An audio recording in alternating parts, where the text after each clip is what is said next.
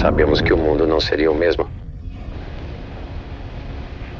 Poucas pessoas se libertaram. Poucas pessoas gritaram. A maioria permaneceu em silêncio. Lembro-me da linha do texto hindu, a Bhagavad Gita.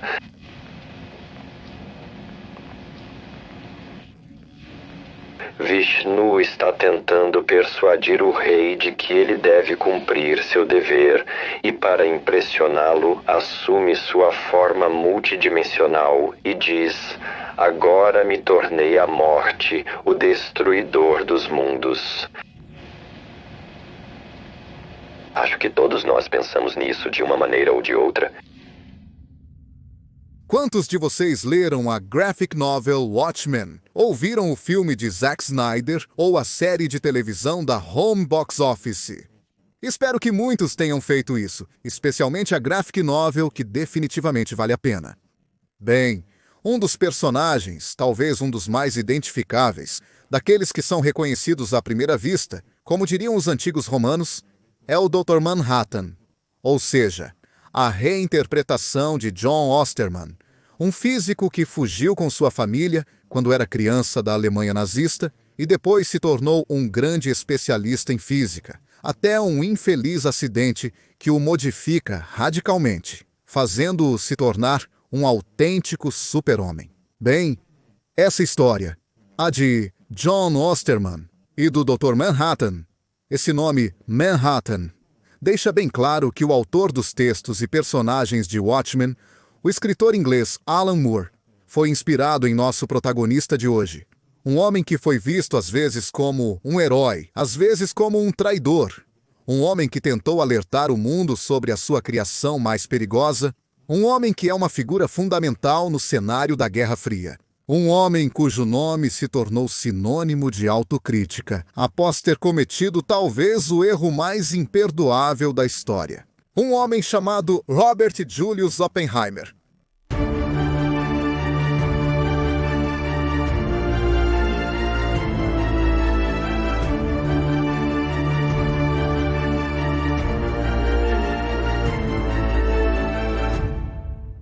De Oppenheimer, talvez conhecemos uma citação muito famosa, que na verdade nem é dele.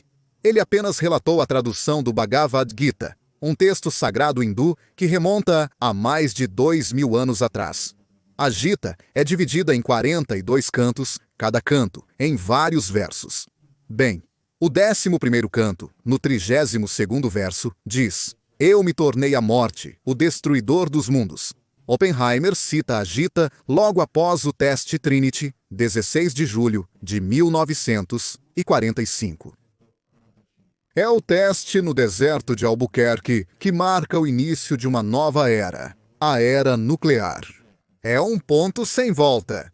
A humanidade ultrapassou aquela fronteira até então invisível em relação à fissão do átomo e, a partir daquele momento, a própria humanidade se lançará de cabeça em uma corrida na corda bamba da autodestruição. Oppenheimer entende muito bem. Ele foi um dos pais daquele dispositivo, daquela bomba atômica que terá que ser usada para dobrar o Japão e forçá-lo à rendição. Oppenheimer tem ciência disso, mas é um homem deveras complexo. Ele é filho de imigrantes judeus alemães. Não fugiram da Alemanha nazista como aconteceu com o Dr. Manhattan de Alan Moore, mas chegaram à América muito tempo antes. Oppenheimer é cidadão americano em todos os aspectos. Fez seus estudos na América, primeiro como particular e depois na universidade. Também enfrentou o ostracismo de parte da comunidade científica americana. Um ostracismo baseado também no racismo. É dito a ele, em certo ponto, que em uma universidade no departamento de física, um judeu é mais do que suficiente. Isso mostra o quanto, em certos ambientes, aquele velho legado white anglo-saxon protestante ainda era muito, muito presente, e só explodiria como fenômeno nos anos 50 e 60 com os protestos da comunidade afro-americana. Mas Oppenheimer foi capaz de ir muito além das limitações devido à sua origem ou ao ceticismo ao seu redor.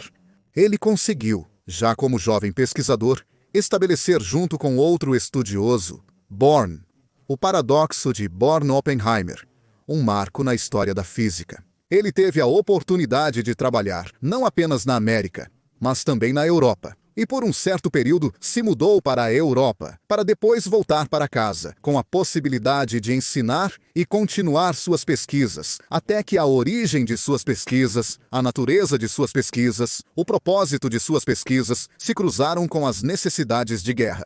O chamado Projeto Manhattan, um dos muitos projetos ultra-secretos dos Estados Unidos para criar armas de alto potencial destinadas a vencer a Segunda Guerra Mundial. Quando o Projeto Manhattan começa, Oppenheimer é um dos primeiros recrutados. Por quê?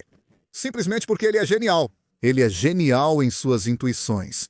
É genial em seu método de trabalho e é genial também na capacidade de coordenar o trabalho de físicos que vem de todo o mundo. No Projeto Manhattan não há apenas americanos, não senhores. Há italianos como Enrico Fermi, mas também há austríacos como Klaus Fuchs, que mais tarde se revelará ser um espião. E então há o dinamarquês Niels Bohr, que foge da Dinamarca ocupada e chega aos Estados Unidos de maneira incrível. E então há também o Lam, o polaco. São muitos. Todos estão lá para trabalhar naquela arma definitiva. Uma arma que requer a máxima segurança e o máximo controle, principalmente por parte das autoridades civis e militares. É neste momento que Oppenheimer se depara com as primeiras distorções daquela que se proclama ser a terra dos livres, mas que a liberdade é gerida um pouco à sua maneira. Oppenheimer é inicialmente acusado de simpatia comunista. Claro, ele tem a possibilidade de ser encoberto. O general de brigada Leslie Groves, o diretor do Projeto Manhattan, declara que conhece a situação pessoal de Oppenheimer. Está bem ciente de suas associações fora dos laboratórios, mas ainda assim lhe concede a permissão de máxima segurança. Isso porque é reconhecido em Oppenheimer um papel central e indispensável no Projeto Manhattan. No entanto, essas associações voltarão periodicamente para assombrá-lo. Uma dessas é associações Jean Tetlock, sua namorada por alguns anos turbulentos. O relacionamento acaba mal, com brigas. Disse que Tetlock vai morar com sua senhoria. Parece que ela é lésbica. Certamente Tetlock escreve para uma revista, o Western Worker, que também é um dos órgãos de imprensa do Partido Comunista dos Estados Unidos da América. Ele se suicidará em 1944. Há quem diga por questões de amor, há quem diga não aceitando. Quando ela psicologizou sua natureza homossexual intrínseca, há quem diga até mesmo convencida para não prejudicar a carreira de Oppenheimer. Então tem a esposa de Oppenheimer, Kathleen, ou melhor, Kitty. Ela também foi casada por 6 meses com um membro do Partido Comunista, sempre dos Estados Unidos da América. E posteriormente namorou outro militante, sempre do mesmo partido. É uma mancha, mas por enquanto é esquecida. O próprio Oppenheimer não esconde que é assinante do People's World, uma revista sempre publicada pelo Partido Comunista, e que participou de reuniões para arrecadar e depois doar fundos em favor dos combatentes republicanos na Espanha, durante a Guerra Civil. Combatentes que são frequentemente espanhóis, mas também há as brigadas internacionais, mas não deve ser esquecido que na Guerra Civil Espanhola há um forte interesse estrangeiro. Porque se os nacionalistas de Franco são apoiados pela Alemanha nazista e pela Itália fascista, os republicanos contam com o apoio de armas, munições e conselheiros da própria União Soviética. Então, na América, ajudar os republicanos com a arrecadação de fundos pode ser visto pelo Federal Bureau of Investigation como uma simpatia soviética, algo a ser censurado. Não só isso, Robert Oppenheimer também era membro do conselho diretor da American Civil Liberties Union, uma associação, uma organização não governamental. Uma organização não governamental para promover as liberdades civis, mas o Federal Bureau of Investigation, naquele período, suspeitava que ela fosse uma espécie de cobertura, uma fachada dos soviéticos nos Estados Unidos. O medo vermelho, o Red Scare, se manifesta bem antes dos anos 50, já chega no final dos anos 30. No entanto, Oppenheimer, justamente por seu papel central no Projeto Manhattan, passa ileso. Ele passa ileso até mesmo através da amizade com Håkon Chevalier, um professor de origens norueguesas e francesas, professor universitário de língua francesa, com claras simpatias soviéticas, acusado posteriormente de ser até mesmo um recrutador de potenciais espiões por parte da Embaixada da União Soviética em Washington. Mas, como dito, Oppenheimer consegue passar ileso por essa fase, trabalha incansavelmente no Projeto Manhattan, um projeto que vê sua realização primeiro no teste Trinity de 16 de julho de 1945 e depois nas duas devastadoras explosões de Hiroshima e Nagasaki em agosto de 1945, 145. No teste Trinity, Oppenheimer chega a uma profunda crise pessoal em corpo. Há algum tempo, ele descobriu o misticismo, lê antigos textos hindus em sânscrito e os traduz. Ele pronuncia duas frases após o teste Trinity. Uma delas, como dissemos, é: "Eu me tornei a morte, o destruidor dos mundos." A outra é talvez ainda mais perturbadora e se refere àquele brilho cegante que atinge o polígono quando o dispositivo é detonado na torre de metal onde foi colocado. Se o brilho de 1000 sóis irrompesse de repente no céu, seria como o esplendor do poderoso, é sempre a Gita, 11º canto, 12º verso. Oppenheimer, algum tempo depois, em uma entrevista, justificaria essas palavras dizendo: "Sabíamos que depois daquele teste, o mundo nunca mais seria o mesmo." Alguém naquele momento começou a rir. Outra pessoa entendeu e começou a chorar. No entanto, a maioria das pessoas diante do poder daquele teste permaneceu simplesmente em silêncio. "Eu quis lembrar", disse Oppenheimer, "o verso das escrituras hindus, a Gita. Naquele trecho, Vishnu está tentando persuadir o príncipe Aryuna a cumprir seu dever e, para impressioná-lo, assume sua forma multiarmada e diz: 'Agora me tornei a morte, o destruidor de todos os mundos.'" Acho que todos pensamos um pouco sobre isso no bunker quando vimos os resultados do teste, de um jeito ou de outro. Quando Oppenheimer pronuncia essas frases, já se passaram 20 anos. 20 anos desde aquele teste Trinity.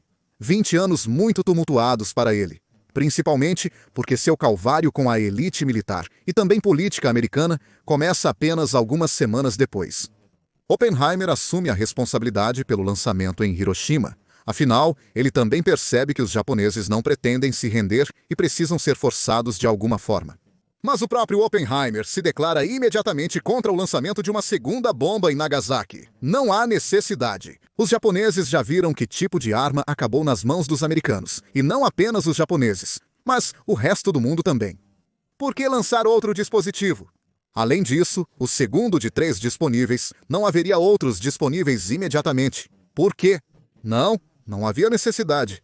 O próprio Oppenheimer pede para ser recebido na Casa Branca. E quando fala com o presidente Truman, revela a enorme vergonha por ter participado na realização de um projeto tão monstruoso para a criação de uma arma capaz de destruir cidades inteiras e, em larga escala, destruir o mundo inteiro.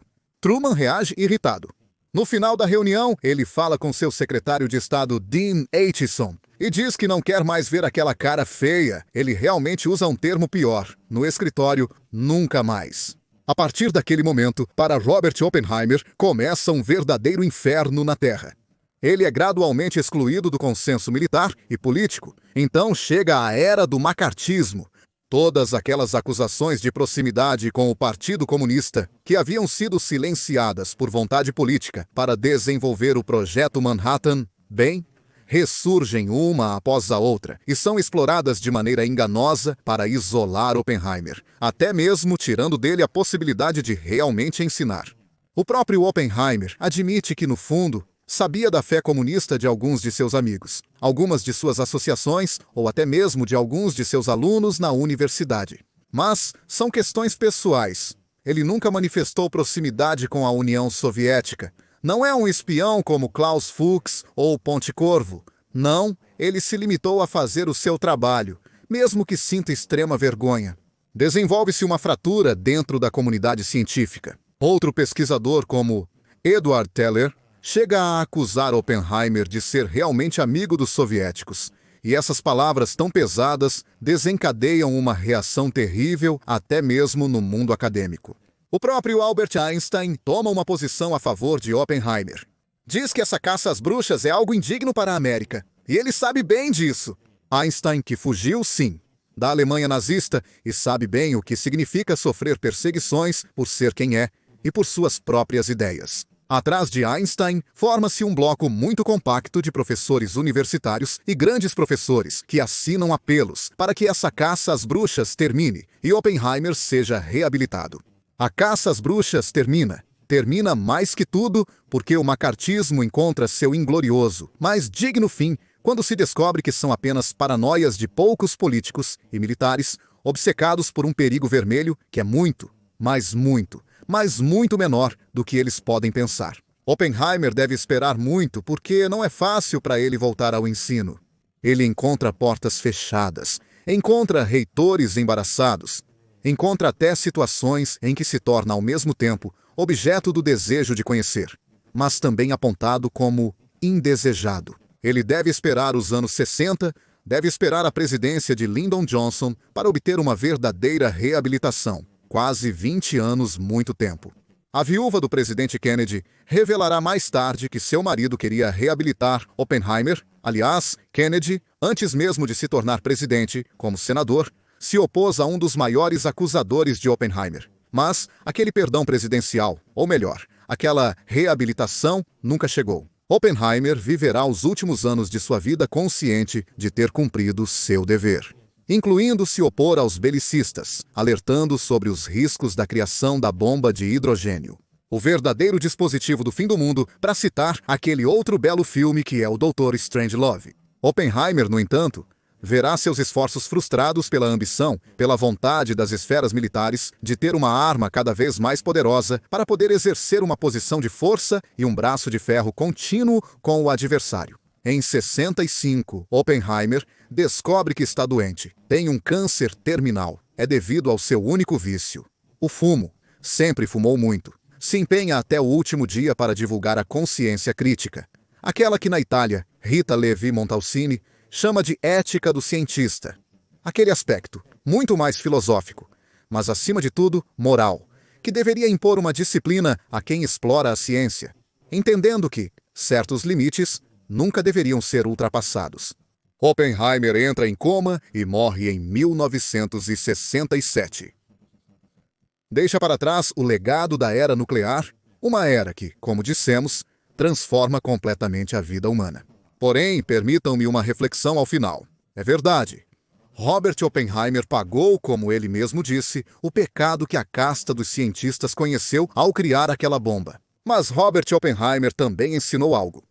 Ele ensinou que a dignidade do cientista, a dignidade de suas ideias, a dignidade de sua moral, de sua ética, é superior a qualquer interesse, talvez até mesmo o interesse estratégico de uma nação. Antes de tudo, deve vir esse senso de humanidade, ao qual nunca devemos renunciar. Cada um é realmente pequeno. Essa é a verdadeira lição de Robert Oppenheimer, e é isso que todos nós devemos nos esforçar para fazer todos os dias.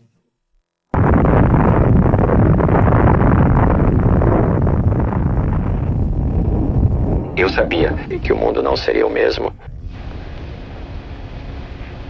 Poucas pessoas se relaxaram. Poucas pessoas gritaram, a maioria das pessoas estava em silêncio. Lembro-me da linha da escritura hindu, a Bhagavad Gita. Vishnu está tentando persuadir o rei de que ele deveria fazer o seu dever e, para impressioná-lo, assume sua forma multiarmada e diz: "Agora me tornei a morte, o destruidor dos mundos." Acredito que todos nós pensamos de uma forma ou outra.